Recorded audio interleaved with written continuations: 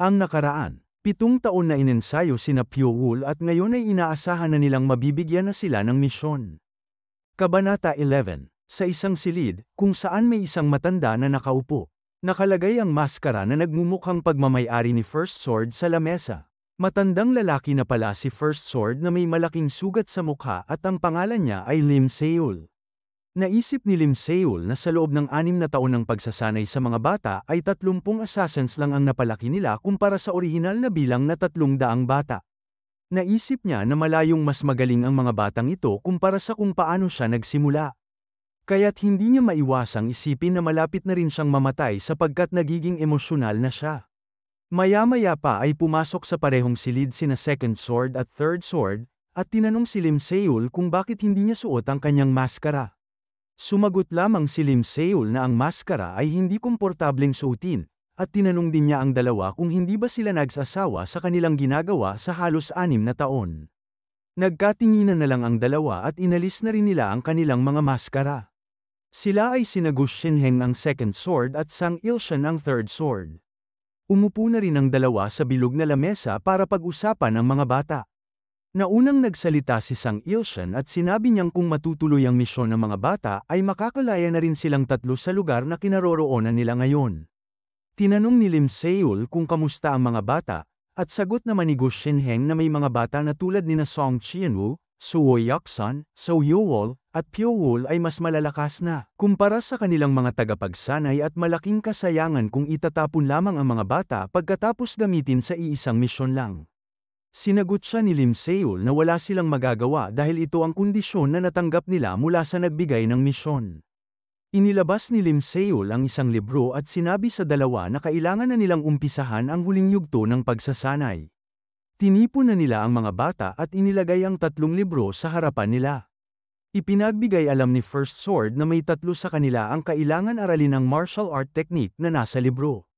At ang misyon ng matitirang 27 ay ang patayin ang 3 nag-aral ng martial art technique na nasa harapan nila. Lahat ng mga bata ay hindi makapaniwala sa pagsasanay na pinapagawa sa kanila. Dagdag pa ni First Sword sa mga bata na ito na ang kanilang huling pagsasanay, at kapag nakumpleto nila ito ay hindi na nila sila pipilitin na gawin ang kahit na ano hanggang sila ay makalabas sa lugar na kinaroroonan nila. Nagdududa pa rin ang mga bata at hindi nila maitago ang kanilang galit dahil alam nilang walang kasiguraduhan na sila ay makakalabas sa lugar na kinaroroonan nila. Inisip ni So Yowol na kailangan pa nilang magsakripisyo ng 3 kasamahan nila para lang makapagpahinga ang 27 sa kanila. Inisip naman ni Pyo-woo na ang mga mapipiling magsasanay ng libro ay pupunteryahin ng lahat. Pero alam niya rin na ang librong nasa harapan nila ngayon sa malamang ay naglalaman ng martial art na natutunan ang pupunteryahin nila para sa totoong misyon nila. At mas mahusay at mas makapangyarihan din ito kumpara sa martial art na natutunan nila. Kaya nagpasya si Pyo-woo na maging wise at nagboluntaryo siyang aralin ang libro.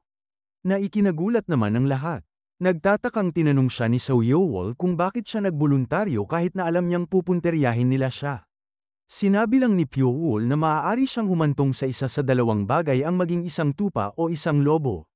Binalaan na lang siya ni So Yowol na malamang ay pupunteryahin siya ng lahat ng mga kasamahan nila kaya mabuting mag-ingat siya. Makalipas ang ilang sandali ay may isang bata na ang nasaksak ng espada. At ang may hawak ng espada na yun ay si Song Qianwu. Wala siyang magawa kundi humingi na lang ng kapatawaran sa kasamahan niyang minalas dahil naging isa siya sa 3 napili para aralin ang bagong martial art. Ngayon ay iisa na lang ang natitirang nagsanay ng libro at ito ay si Pyo-woo. Makikitang natutuwa na naman si Suo Yaksan at nagtipo na nga silang magkakasama. Sapagkat matagal na simula nung huling nakita nila si Pyo-woo kaya napatanong si Limin na baka nakalabas na siya.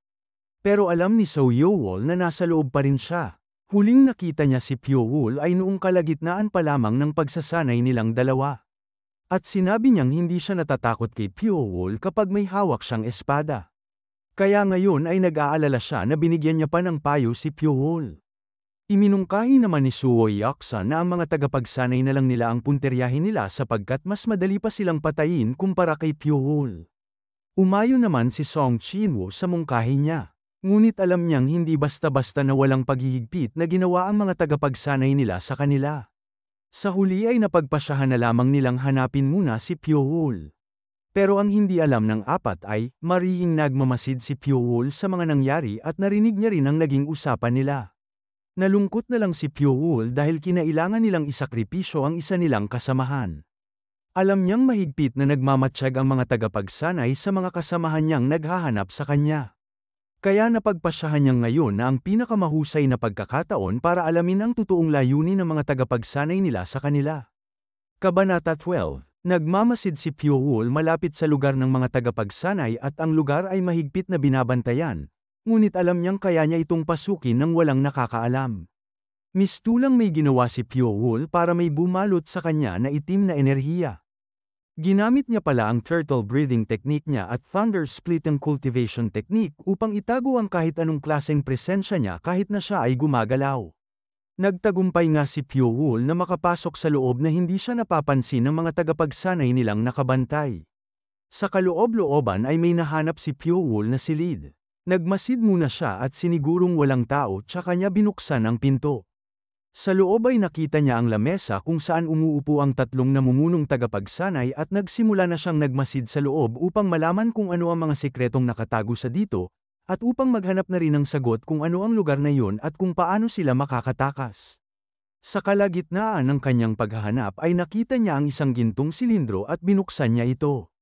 Ito pala ay naglalaman ng isang misyon at nakasaad dito ang tungkol sa pagpatay sa individual na nagngangalang Wu Gunsang sa loob ng 7 taon, at may gantimpalang 500,000 ginto, sa kondisyon na dapat ay malinis ang pagpatay, at walang bakas ng grupong Blood Shadow Group.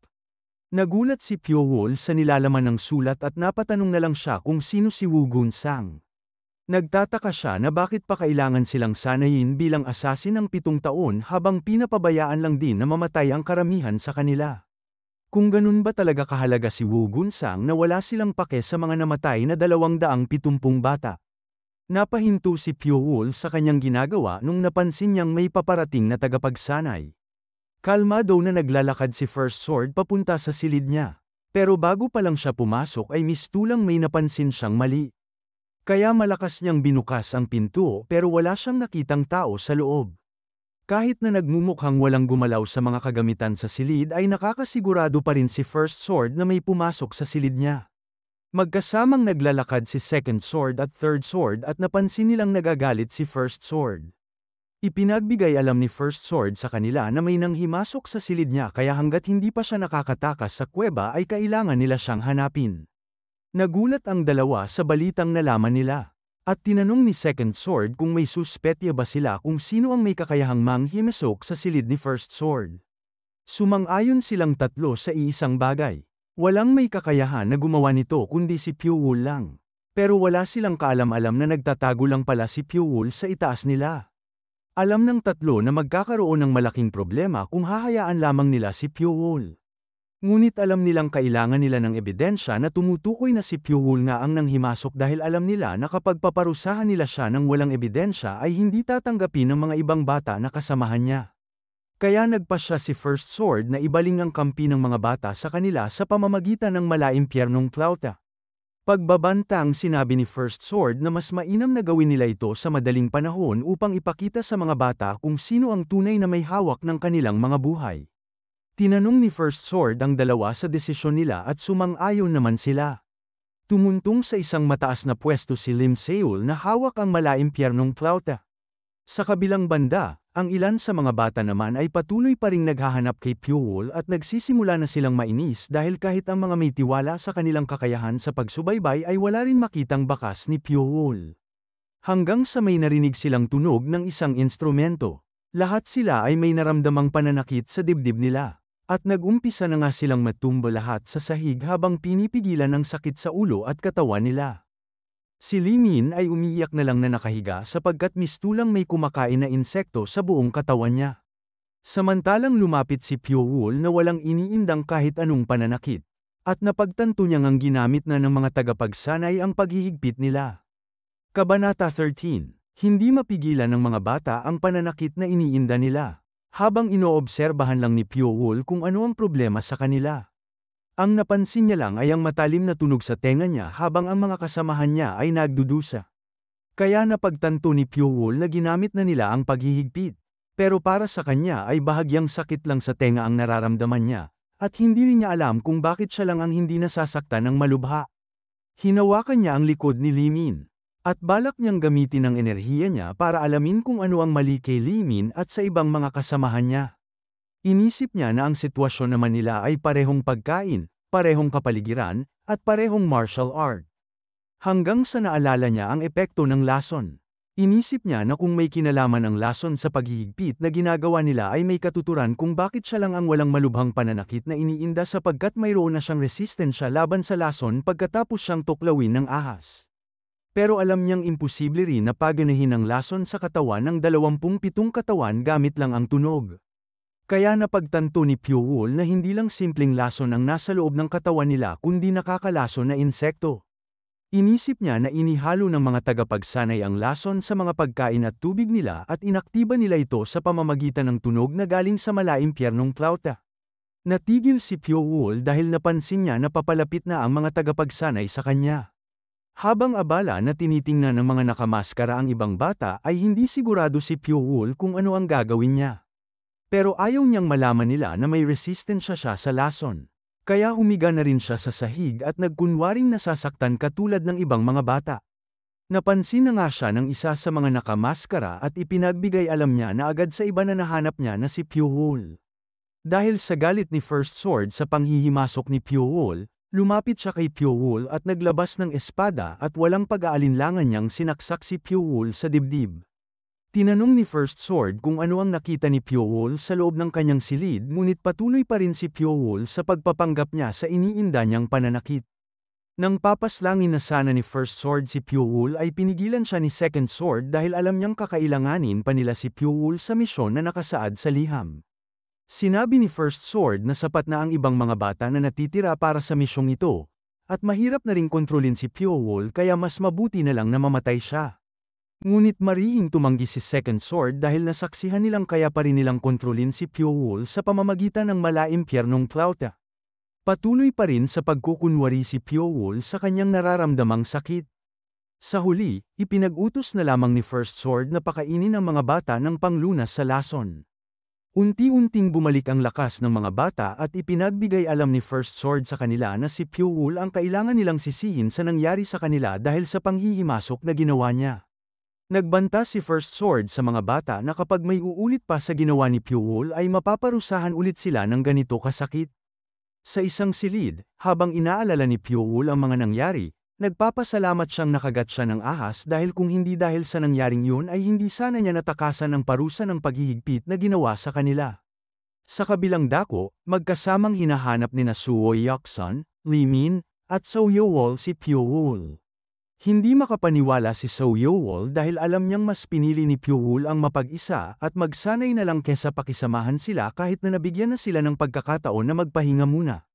Sinabi naman ni Suo Yaksan na hindi nila alam kung ano ang mga plano ni Pyo-wol dahil sa kinikilos nitong pag-iwas sa kanila at mas piniling mamalagi sa nakakalungkot na lugar na iyon. Naalala naman ni Seo Yeowol na kinasusuklaman si Pyo-wol ng kanilang mga kasamahan pagkatapos ng insidenteng nangyari kaya mas pinili ni Pyo-wol na lumayo at mapag-isa na lang. Nagsimulang magreklamo na si Suo Yaksan dahil nahihirapan na silang hanapin si Pyo-wol hanggang sa biglang bumungad si Pyo-wol sa likuran nila at tinanong sila kung bakit nila siya hinahanap. Nagulat naman ang tatlo at nagreklamo na si Suo Yaksan sa kanya na huwag siyang kumikilos habang tinatago ang kanyang presensya. Lumapit si Pyo-wol kay Seo Yeowol at tinanong ulit kung ano ang pakay nila. Sinabi ni Seo Yeowol na gusto lamang nila makipag-usap tungkol sa paghihigpit na nangyari. Alam ni Seo Yeowol na wala pa si Pyo-wol sa tabi nila noong nag-umpisa silang bumagsak dahil sa pananakit ng katawan nila pero biglang kasama na nila siya noong binigay na sa kanila ang panlunas.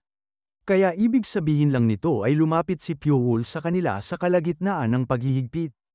Dito ay pinaratangan na ni Seo Yeowol si Pyo-wol na napagtanto niyang hindi tinabla ng paghihigpit o baka kaunti lamang ang epekto nito kay Pyo-wol. Naalala naman ni Limin na habang nahihilo siya dahil sa matinding pananakit ay biglang natiis niya ng kaunti ang sakit dahil may sumanib na enerhiya sa loob niya. Nagtaka siya kung si Pyo-wol nga ang rason. Muling tinanong ni Seo Yeowol si Pyo-wol kung alam niya nga ang tungkol sa paghihigpit na nagbubuklod sa kanilang lahat. Direktang sinagot ni Pyoul ang kanyang tanong at inamin na alam niya kung anong klaseng paghihigpit ang ginawa sa kanila. Nagulat at napatingin na lang ang tatlo sa kanya. Galit na tinanong ni Seo Yeowol kung ano ang nalalaman niya ngunit sumagot siya na ayaw niya itong sabihin dahil sa tingin niya ay hindi ito makakatulong sa sarili niyang kapakanan. Nainis din si Seo Hyoksun at minura siya at sinabing ganyan ba ang tamang pagtrato sa kanyang mga kasamahan. Kasamahan. Tanong naman ni Pyoul at dagdag pa niya na ang tunay na kasamahan ay hindi na nahahabol at nang aatake. Tama ba? Nakaramdam naman ng konsensya ang tatlo sa sinabi ni Pyoul. Para makumbinsi nila si Pyoul na maging kakampi, nakangisi at masiglang sinabi ni Seo Hyoksun na simula ngayon ay magkakampi na sila at nangako pa siya na kahit anuman ang mangyari ay hinding-hindi niya iiwan si Pyoul at ituturing niya siyang tunay na kaibigan. Nahihiya na lang ang dalawang kasama niya sa pagiging OA niya habang si Pyoul ay wala namang reaksyon sabay sabi niyang ganun-ganun na lamang ba napapaniwalaan niya sila. Ngumisi na naman si Seo Hyoksun at sinabing kailangan ni Pyoul na maging kasing tigas siya ng ulo niya upang matutunan ang taglay niyang kapangyarihan na silk mask. Dinagdag pa niya at nagmayabang siya na maswerte si Pyoul kung magiging kaibigan siya nito dahil sa kakayahan niyang magpalit ng mukha. At kapag nakalaya na sila ay inimbitahan pa niya si Pyoul na bisitahin ang kanilang public floral dance troupe. At may pahabol pa siya na dahil may pinagsamahan sila, kahit papaano ay tutulungan siya ni Seo Hyoksun. Wala ring nagawa ang dalawa kundi isuko ang kanilang mga sarili kay Pyoul at sinabing magiging tapat na kaibigan at kakampi din sila ni Pyoul. Nagsalita na si Pyoul at ipinaliwanag na ang paghihigpit ay isang isinumpang lason. Nagtataka ang tatlo at halatang wala silang ideya sa sinasabi ni Pyoul. Ipinaliwanag naman ni Pyoul na lahat sila kasama siya ay nilason. At ito ay isang uri ng lason mula sa isang organismo na natutulog sa loob ng katawan nila, at naglalabas lang ito ng lason bilang tugon sa tunog ng malaimpyernong plauta. Dito na rin magsisimulang gumapang ang lason sa mga ugat at laman loob nila.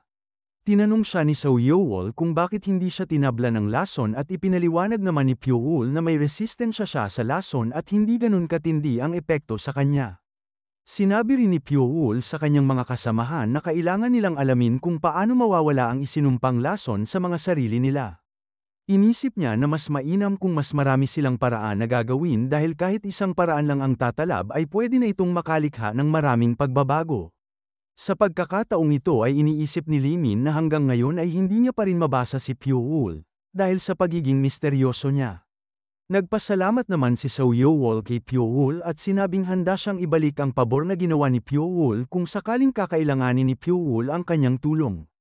Nagpaalam na sila sa isa't isa at naunang umalis ang dalawa. Samantalang lumapit muna si Lee Min kay Pyoul at sinabi ang kanyang totoong pangalan sa kanya, at ito ay Lee Solman. Sinabi ni Lee Min na gusto niyang tandaan lagi ni Pyoul ang kanyang pangalan. Kabanata 14. Napatulala lang si Pyoul nung inamin ni Lee Min ang totoong pangalan niya sa kanya. Habang nakalinya ang mga bata ay sinabi ni First Sword na ang araw na ito ay lilisanin na nila ang kinalalagyan nilang kuweba. Inatasan rin ni First Sword si Seo Yeowol na pagkatapos ng mga tagapagsanay na maunang umalis ay siya ang dapat mamuno sa ibang mga bata sa kanilang pag-alis. Sumang-ayon naman rito si Seo Yeowol. Lilsanin nila ang kuweba gamit ang isang malaking basket na mahihila paitaas. Napaisip na lamang si First Sword kung ilan sa mga batang ito ang makakaligtas sa araw na yon. Alam niya na malalakas ang mga batang inensayo nila, pero ang pupunteryahin ng mga bata ay ang pinakatalentadong individual sa Jangho. Pero wala na siyang pakialam kung ano ang mangyari sa kanila dahil sa araw na yon ay tapos na ang kanyang tungkulin at matutupad na ang kagustuhan niya na magretiro at linisin ang kanyang kamay sa ganoong klase ng pamumuhay. Habang pinapanood ng mga bata ang malaking basket na umaangat pataas ay hindi nila maiwasang makaramdam ng saya dahil pagkatapos ng kanilang mga paghihirap ay makakalaya na sila.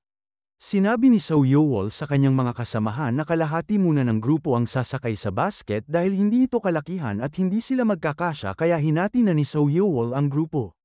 Napapatanong naman si Pyoul sa kanyang sarili kung totoo bang makakalabas na sila sa lugar na iyon. Lumapit sa kanya si Seo Yeowol at sinabi ang kanyang hinala na baka kasama sila sa isang misyon sa nalalapit na panahon. Sumang-ayon naman si Pyoul at tinanong kung ano ang nangyari sa pag-iimbestiga nila kung paano mawawala ang lason sa kanilang katawan. Sinabi ni So Yeowol na ang ilan sa kanila ay naalis na ng tuluyan ng lason sa kanilang mga katawan dahil sa kaalaman ni Lee Min sa lason.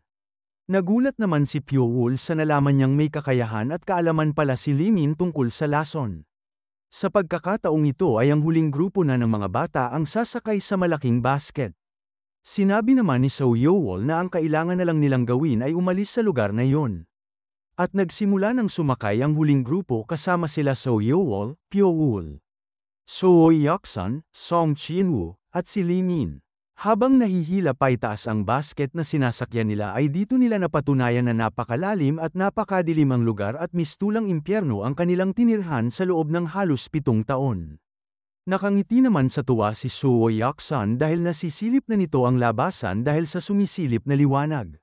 Biglang napagtanto ni Pyo-wol kung ano ang mangyayari kaya mabilis siyang pumunit ng kapirasong tela sa kanyang damit at itinakip ito sa kanyang mga mata habang sumisigaw na inuutusan ang kanyang mga kasama na gayahin siya kung ayaw nilang mabulag. Mabilis namang kumilos ang mga kasama niya at pumunit na rin sila ng kapiraso sa kanilang mga damit upang pangtakip sa kanilang mga mata. Natuntong na nila ang pinakamataas na parte at hindi nila matiis ang lakas ng liwanag na tumatagos sa takip ng kanilang mga mata. Dahil ito ang unang pagkakataon na masisilayan sila ng liwanag at para sa kanila ay masyadong malakas ang liwanag na ito. Natigil na sa pag-akyat ang basket at habang nakatikip pa ang mga mata ng mga bata, lumapit ang isang lalaki sa malaking basket na kinaroroonan nila at dahil sa liwanag ay hindi ito mamukhaan ng mga bata. Sinabing ng lalaking ito na kahit papaano ay may mga natirang kapaki-pakinabang at paniguradong matutuwa ang nagbigay ng misyon. Base sa walang emosyon na boses at pananalita ng lalaking ito, ipinagpalagay ni Pyo-wol na ang lalaki ay nasa mataas na posisyon, at maaaring siya ang kapitan ng Blood Shadow Group. At tama nga si Pyo-wol, siya si Gu Juyang. Inutusan ni Gu Juyang ang kanyang mga kasamahan na dalhin ang mga bata sa isang karawahe at ihatid sila sa tinatawag na Clearwind Manor upang masanay na sila sa labas. Sumunod naman agad ang kanyang mga tauhan. Habang isa-isa pinapapasok ang mga bata sa loob ng karwahe ay tumingin si Pyo-wol sa direksyon ng boses ni Gu Juyang at sinabi sa kanyang sarili na nakabisado niya na ang boses ng kapitan ng Blood Shadow Group. Nagpatuloy ang paglalakbay ng mga karwaheng may dala sa mga bata at gabi na nang narating na nila ang kanilang tutuluyan. Ipinaliwanag ni Gu Juyang na dito muna sila maninirahan upang masanay sila sa pamumuhay sa labas. At bago umalis ay binalaan sila ni Gu Juyang na huwag silang makampante kahit na nasa labas na sila. Dahil siya mismo ang papaslang kung sino man ang may magbabalak ng masama. Habang nakadungaw sa labas si Pyo-wol ay nagtataka naman ang isa sa mga kasamahan niya na si Go Shinok kung ano kaya ang iniisip nito. Napatingin na rin si Suo Hyuk-sun at isa pa nilang kasama kay Pyo-wol dahil parang may iniisip at pinaplano siya. Nagsalita si Pyo-wol at sinabing walang may alam na sila ang magsasama sa isang kwarto kaya huwag na nila siyang pansinin pa.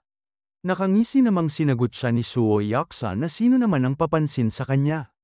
Napangiti na lang si Pyo-wol na tumingin kay Suo Hyuk-sun. Sinabi ni Pyo-wol na dahil nakalabas na sila ay mabuti pang maligo na muna siya. Nagtatakang tinanong siya ni Suo Hyuk-sun kung paano siya makakaligo at napansin nila na sa bagong nilipatan nila ay may balon. Nagsimula ng magsaya ang mga bata dahil dito nila unang naranasan maligo. Pagkatapos maligo ay humiga na si Pyo-wol sa damuhan at pinapanood ang kalangitan, mga bituin at ang buwan habang nilalanghap ang hangin.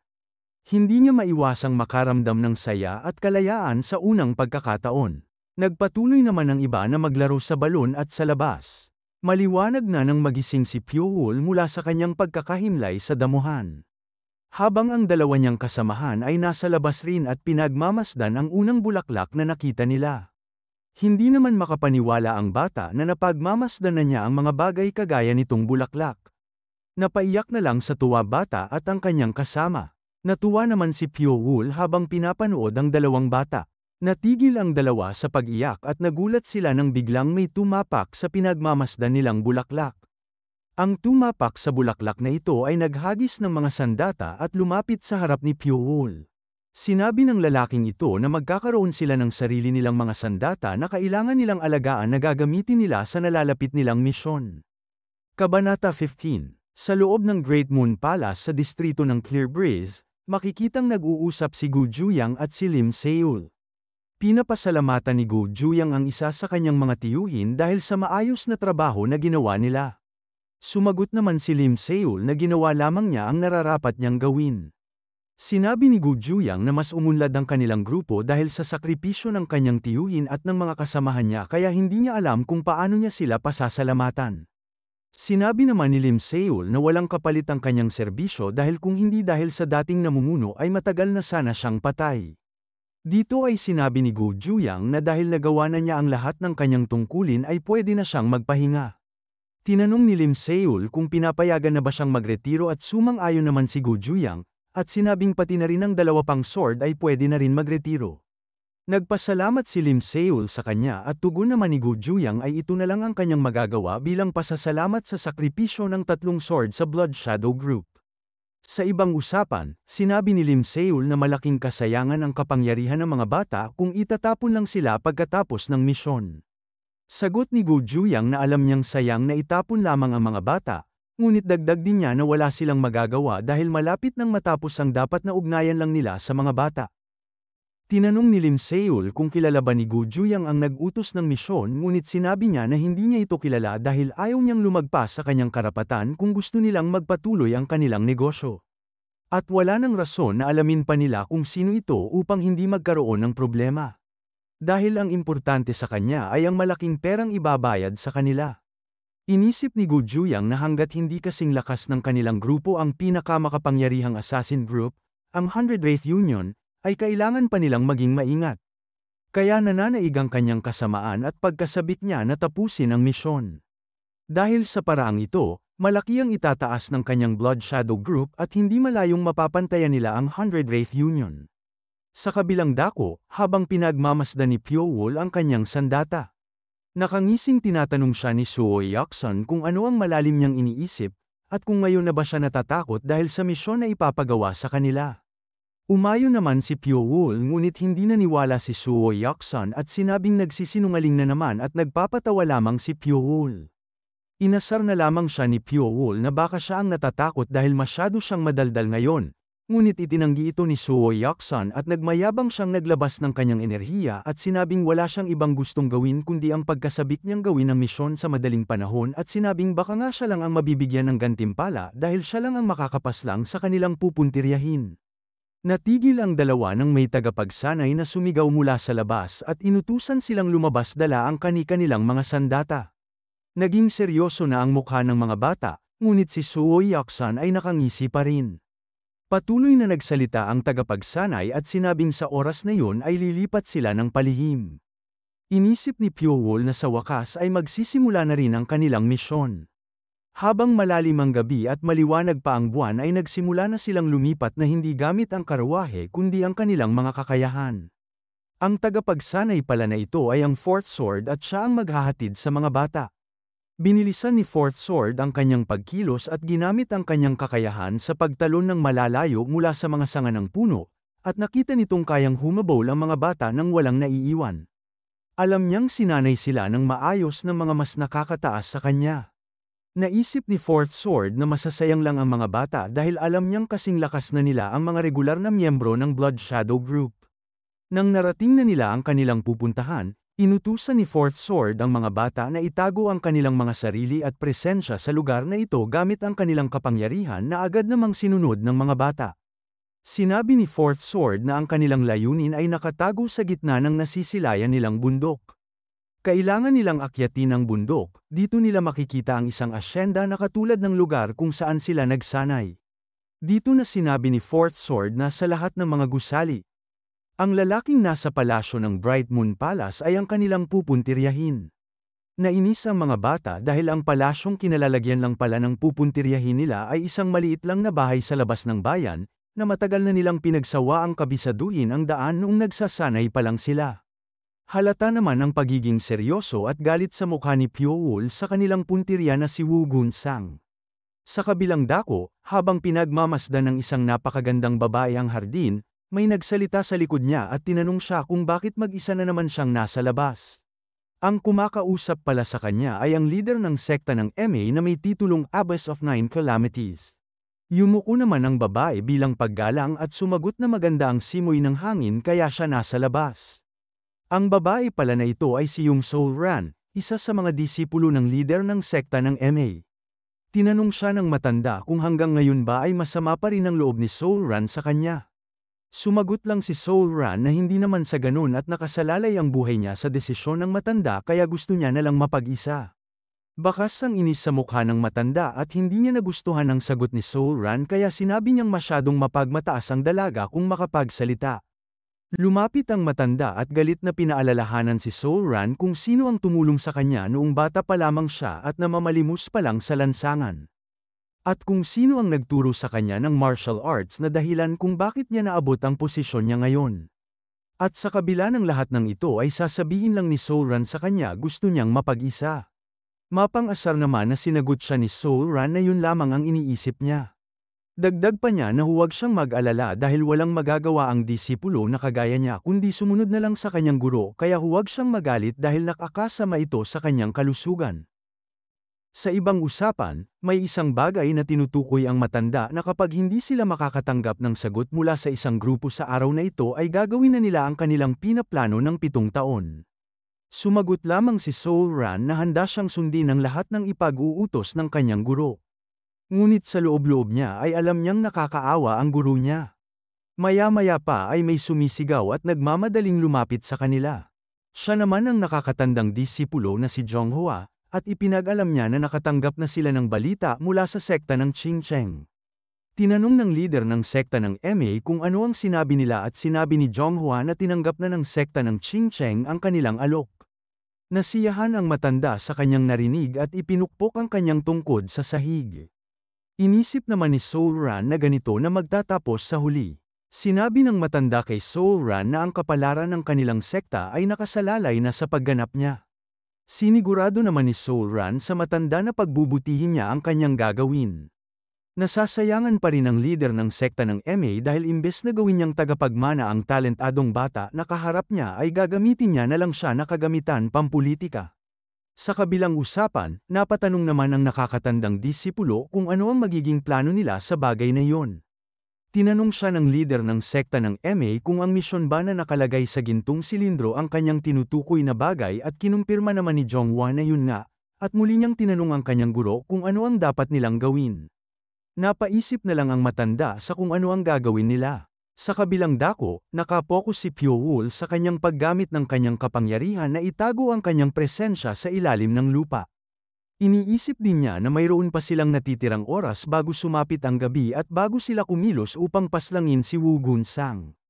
Alam niyang mas sanay din siya sa dilim kaya mas komportable siyang magtago sa ilalim ng lupa habang nakakapagpahinga kahit na nakatayo pa siya. Dapit hapon na nang makaramdam si Pyo-wol ng kakaibang enerhiya at alam niyang may hindi magandang mangyayari. Hanggang sa may sumaksak ng sibat sa dibdib sa isa sa kanyang mga kasamahan. Walang magawa si Pyo-wol kundi magulat na lang sa nasaksihan niya. Paano kaya nalaman ng kalaban ang kinaroroonan nila? Makakaisip kaya sila ng paraan para makaligtas pa ang mga natitira sa kanila? Abangan sa mga susunod na araw o bukas para malaman mo ang sagot sa mga katanungan na ito. I-click mo na ang subscribe at like button pati na rin ang notification bell para lagi kang updated sa kwento ng pinakamalupit na assassin.